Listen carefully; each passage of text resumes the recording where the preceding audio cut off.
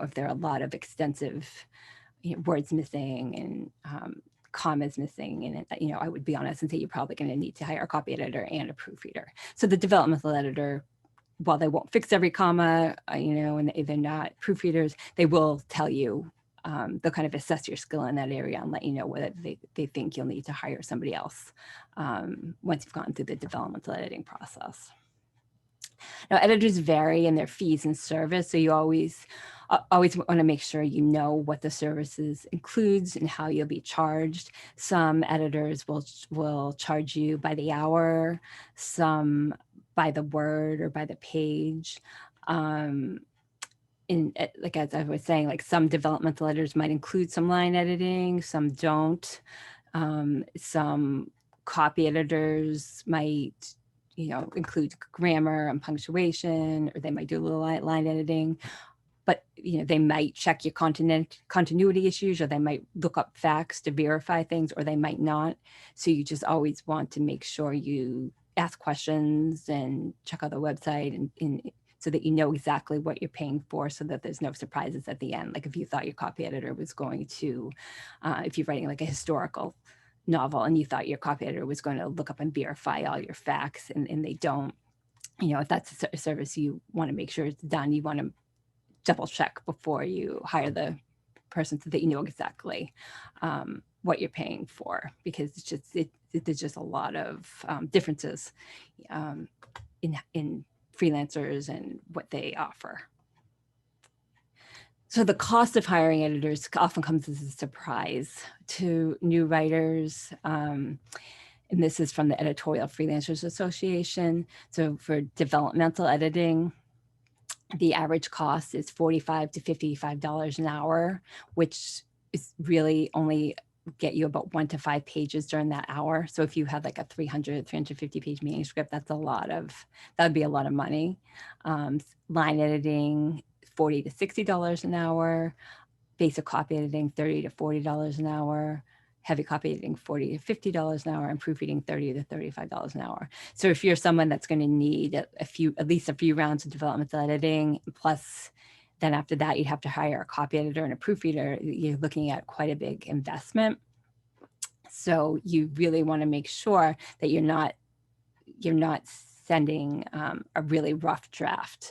You want to learn as much as you can about self-editing so that you can minimize rounds of editing and minimize your expenses. Most writers will only invest in 1 to 3 cycles of developmental editing due to the expense, because if you're paying like $700 or so for one round, and then the editor tells you, well, this manuscript has a lot of issues and you're probably going to need, ideally you need 3 or 4 more rounds going back and forth, that's really going to add up. And a lot of writers who are doing this on the side can't afford that. So you really want to learn how to improve your self-editing skills so that when you do hire an editor, and it is very important to hire an editor, but when you do hire one, it's for your best work, so that you're not sending something full of issues that you could have caught in yourself if you knew what to look for. You really want to be sending something that will get a high level edit, where they're not focusing on all these common beginner mistakes, where they're really focusing on your story and your characters and all the things you can do to put it over the edge. And some of the things that you would want to evaluate in your book before you hire an editor are your characters and character arcs, the structure, the plot, how a lot of manuscripts tend to kind of sag in the middle. Do you have enough plot twists and conflict? Point of view, are you getting deep enough into your narrator's point of view, or are you head hopping and jumping around too much? Can your readers, do they know enough about your narrators, your protagonists' motivations? Are they rooting for your protagonist? Do they feel like connected to them? Your dialogue, your pacing, description, and then technique, such as making sure that you're writing actively and that you're showing rather than telling. And then line editing issues like tightening up extraneous words, making sure that you're not overusing a lot of words, copy editing, and proofreading. So you don't have to be an expert copy editor or proofreader if that's something that's hard for you, but you definitely do want to, you know, run some spell and grammar checks and just make sure that you've at least cleaned it up before hiring an editor. Now the prices I showed you, you know, I guess don't get too nervous if you've never hired an editor before. They don't all charge that much. You could probably find some editors that charge less than that, but it's still going to be pretty expensive. And so just look around, check different editors' websites, compare prices. Don't just jump into anything. Look for testimonials, and, you know, just see who other writers recommend. There's a lot of Facebook groups where you can ask around. A lot of editors have their prices on their testimonials on the website. So just look around at different websites and then query the ones who you feel might be a good fit. So before you hire the editor, you want to kind of use a self-editing checklist with going over some of the areas that I mentioned, and then do multiple editing passes to focus on the different areas. So you just really want to empower yourself to learn how to improve your own self-editing skills so that you can do as much as you can on your own before spending the money on an editor. And I recommend, if you can, printing out a hard copy and marking up with different colored pens and highlighters, and then making some of your changes on the computer. I mean, you don't have to do that, but it's just something that I've always found works for me, although I tend to make a real mess of the manuscript. There'll be like all these crossing outs in different colors. But it just helps me, like if I'll go through it and just work on all the point of view scenes, you know, make sure that I'm getting into my character's point of view enough. And then I'll look at all the dialogue scenes, you know, all the descriptions. So I kind of do different passes focusing on different areas, and just having a hard copy helps me to just do that more quickly. And then I'll transcribe it onto the computer, but you can do whatever's comfortable for you. And now I'm going to do little mini critique of an excerpt that was submitted. So I'm going to switch over to that. If anybody has any questions about what I've talked about so far, feel free to put them in the chat, and I will check those after. Okay, let me just move this. Okay. So this is a manuscript of about 5 or 6 pages that were submitted. And one thing that jumped out at me when I read it was that there were a lot of like copy editing and proofreading issues, or a lot of mistakes. Now, that was done on purpose for purposes of this workshop, because I wanted something that was going to be really rough, so the author didn't polish it up or run spell check or anything. But it's a good example to show you, because a lot of authors that do hire me as an editor or do hire an editor will send a manuscript that whether they haven't run a spell check, and that there's a lot of errors in it. And so the first thing you want to do is, before you hire the editor, make sure you run the spell check and use its tools such as Grammarly. They have a free version to run like an additional grammar check, and just clean up as much as you can on your own, because it can be really distracting for an editor to read a manuscript that's missing a lot of words, or that has a lot of run-on sentences or spelling errors. And again, if you're paying somebody by the hour, that's going to add on to the time it's going to take them to read the manuscript. And if you're hiring like a copy editor and you haven't even run a spell check and you're paying them by the hour, you want to at least catch the errors that you can catch on your own through running a spell check, because why pay them to run the spell check when you could have done that yourself and caught those easy errors. Now, not to say that spell check or a program like Grammarly or ProWriting8 is perfect. They don't catch everything, definitely, and sometimes they'll flag something that's actually correct because it's not really understanding the context. So I find that electronic programs like that, and just having a real person read it, you need both. It's like a good balance.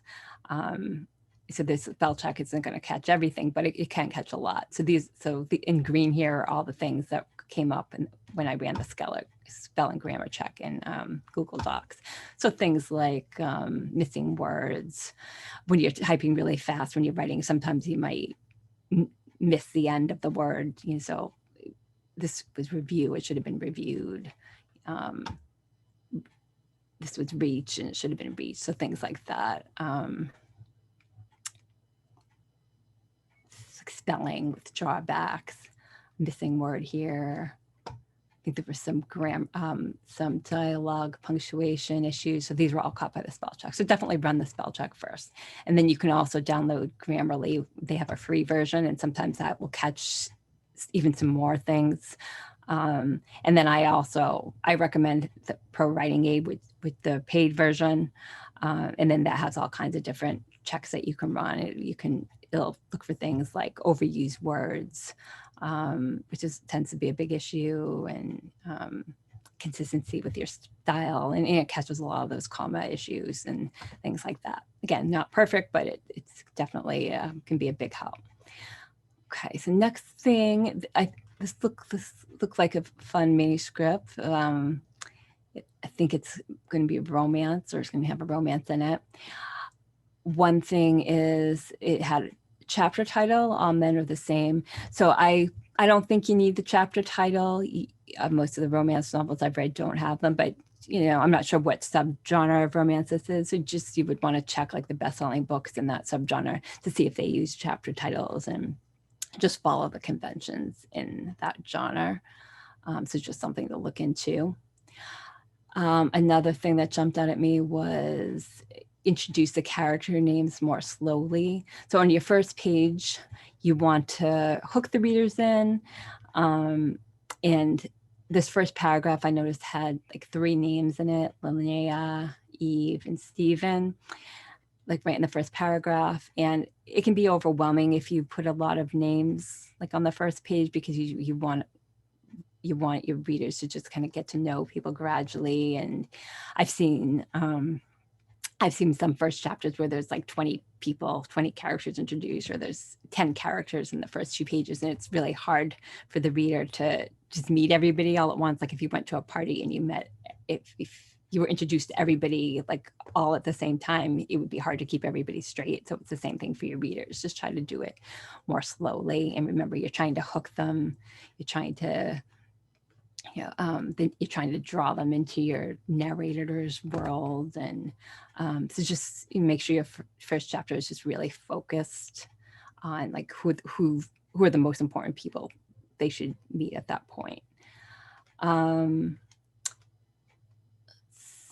see, show rather than tell. Okay, so I noted this is a lot of telling on page 1, coming out and telling the reader what her issues are.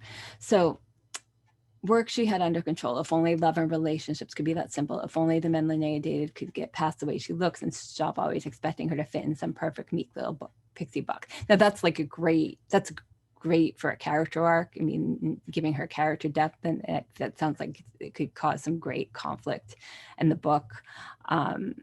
So that's well thought out as far as the character, but you don't necessarily want to put that like on the first page, because it's really, you want that character arc to unfold more naturally and show it, maybe show a scene where, with she's dating somebody and they expect her to fit in this like perfect meek little pixie box, and they, they're don't like her spirit and her spunk. So you just kind of want to show that, and then you can supplement it with some thoughts like this. But you don't want to just tell. You want to make sure that you're showing also. And again, this is only the first couple of paragraphs. We don't necessarily need to know all of this right away. You can just let it unfold more naturally.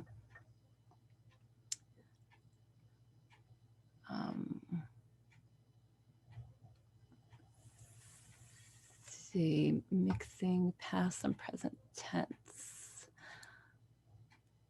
Sometimes writers have a tendency to go in and out of different tenses. So most of this manuscript, all of this manuscript, except for the areas that the spell check picked up on are in the past tense. So wandered, scrunched, locked, were. So you can see how this is all past tense, or the writer intended it to be all in past tense. But then we have all men are the same. So that's kind of like an inconsistent. We're going from past tense, and then all of a sudden we're putting an are in there instead of a were. And this can often be a recurring issue where throughout the manuscript, writers are kind of mixing their tenses. They'll be in past tense in one sentence, and then they'll be in present tense in another sentence. So just keep it consistent. Pick a tense, and then just keep it that way. Here, this was some internal thought, which we were talking about in the chat before. So internal thought, you can italicize. So I just italicize it to make it clear that it's internal thought. Another area was, let's see, maintaining point of view. So this is an example of a point of view break. Let me just find it again. Okay, so Linnea, I don't know if I'm pronouncing that right. It's a pretty name, but Linnea is the narrator of the scene. So we're in her head. We're in third person point of view, and we're in her head. So her brow can scrunch, but she can't see her lips pale. Like I can't look down at my lips and see that they're paling, so this is actually a point of view break. She can notice that on somebody else, but you're seeing the story through her eyes. You can only show what you can see through her eyes, and she can't see this. So I would go with something else, like maybe she and her lips pressed together, or her lips pursed, or she bit down on her lip, because she knows she's doing all that, because she could feel herself doing all of that, but she can't actually see her lips paling. So that's an issue I see come up a lot, like where the sentence will describe like the narrator's sparkling eyes, her eyes sparkled, or shock filled her eyes, and she can't see that in herself. So that's a point of view break. So you want to go just for things that your character could feel, or go more internal with some of these body language tags. But this is a great example of using body language. This is a great example of showing, rather than just telling. You're showing her reaction to the hurtful remarks from these exes. This is definitely on the right track. Just make sure that you're not having a point of view break while you're doing that.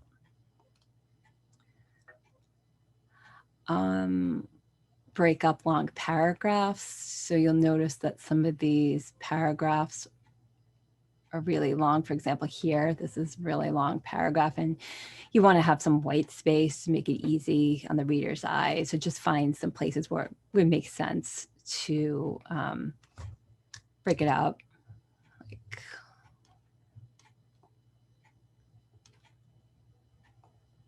Like that. So you just want more paragraphs. So it's just a lot easier to read, whether, regardless of whether they're going to be reading it on a Kindle or if they're going to be reading a print book. It helps to have some white space and to break up your paragraphs. Okay, and the purpose of this scene, that's another thing that I noticed. So in this scene, she's just gotten back. She's just arrived at the hotel from the airport. She took the airport shuttle, and she finally arrived at the hotel.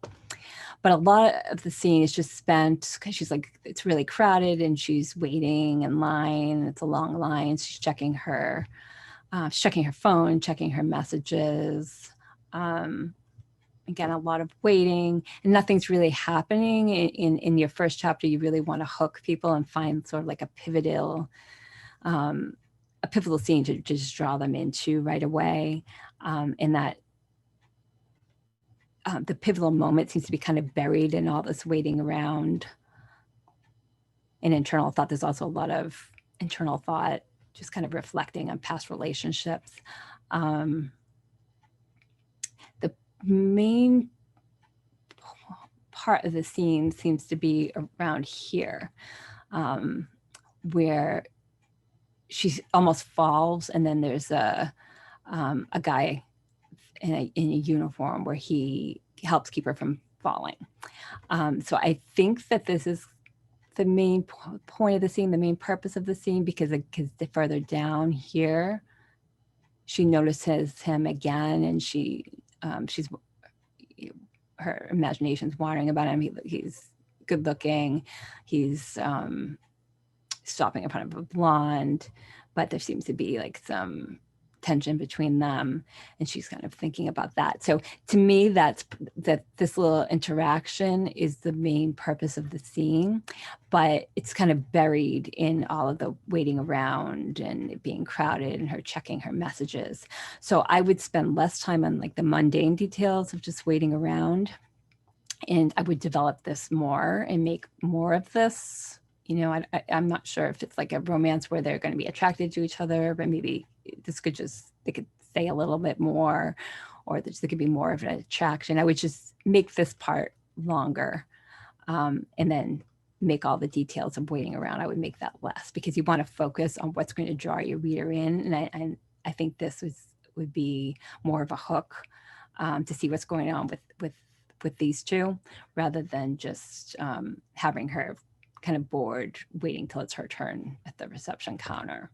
I mean, this could definitely be part of it, but just you could cut down a lot of this and kind of focus more on the more active part, the hook. So just make sure that every scene has a purpose, and especially in your first chapter, you want to make sure you're drawing the reader in.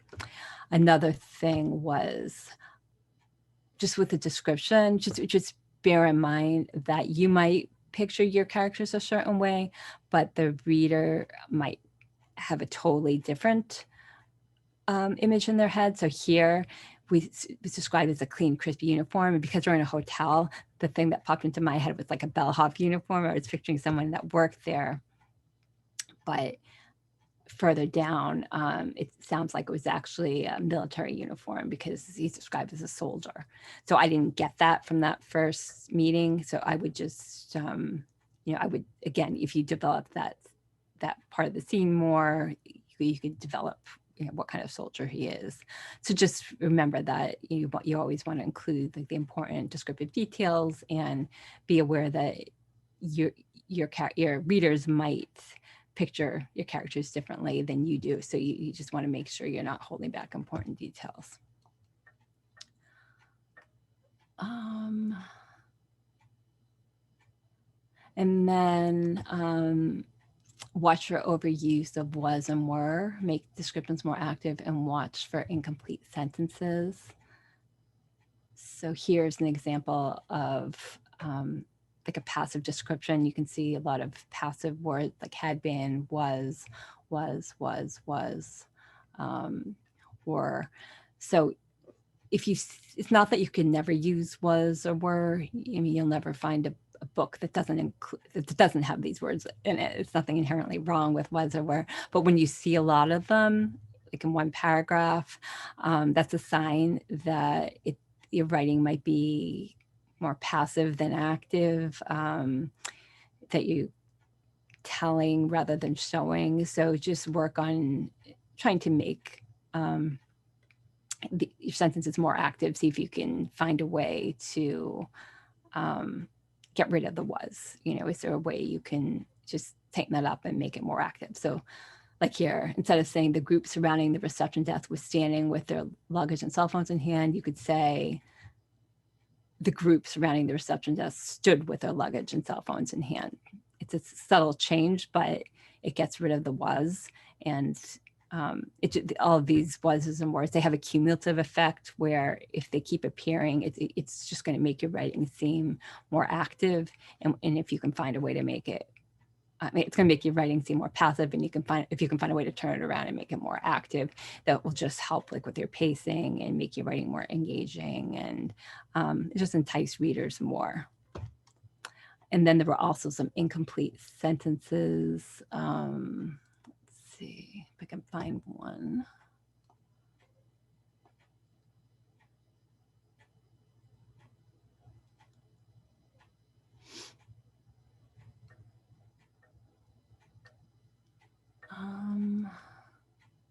Actually, when I want to find it, I can't.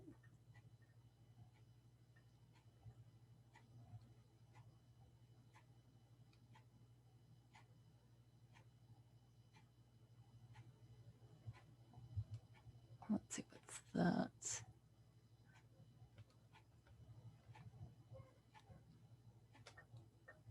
Oh, okay. I haven't found my incomplete sentence yet, but this was the line editing example example of what line editing is and how you could tighten a sentence. Linnea stayed near the beginning of the line near reception until the crowd began to thin. So first of all, we're using beginning and began in the same sentence. So you'd want to avoid that. And then a lot of times you can get rid of began to or start to. And not that you can never use them, but again, a lot of times they're unnecessary. You could just say Linnea stared near the, or what did I say? Linnea waited at the front of the line until the crowd thinned. It says the same thing, but in a lot fewer words, and it's just more active.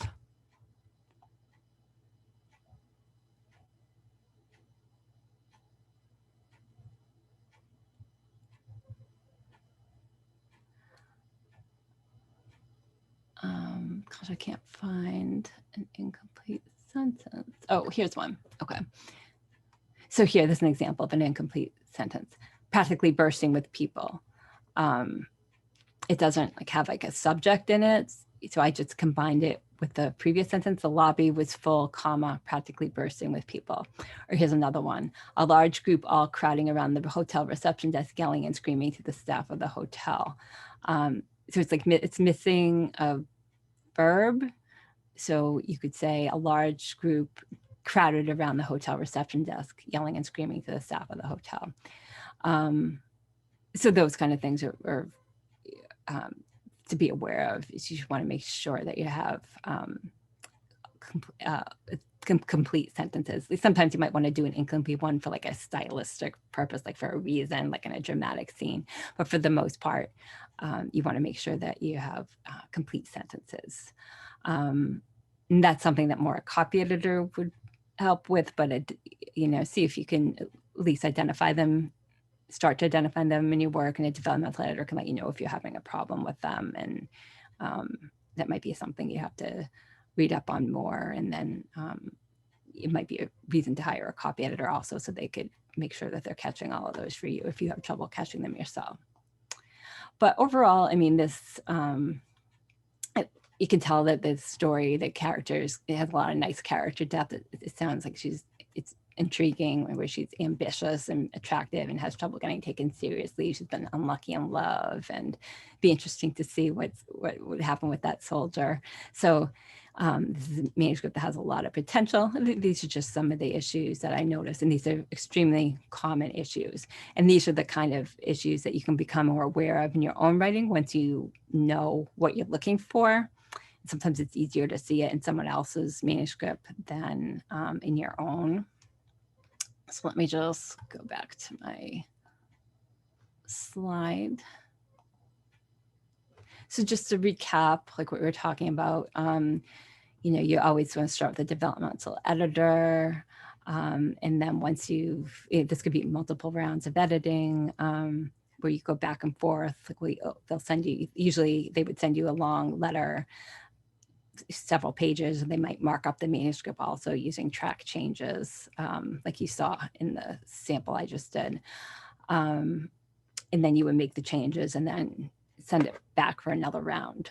And then once you've fixed all those big issues, then you could do some line editing. And again, this could be a separate editor, or your developmental editor might do some line editing on some of those later rounds once you've kind of addressed all the bigger things. And then some authors might need a copy editor to help with the grammar and the punctuation and that kind of thing. And then proofreading. And then you want to, some of the things you're looking for when you're self-editing, you want to look at your characters, your structure, your point of view, your voice, dialogue, pacing, description, your technique. And then take a look at your line editing, copy editing, and proofreading. Or you have a lot of passive words, incomplete sentences, that kind of thing. Did you run your spell check and some grammar checks to see if there's anything you missed that that those programs might cost.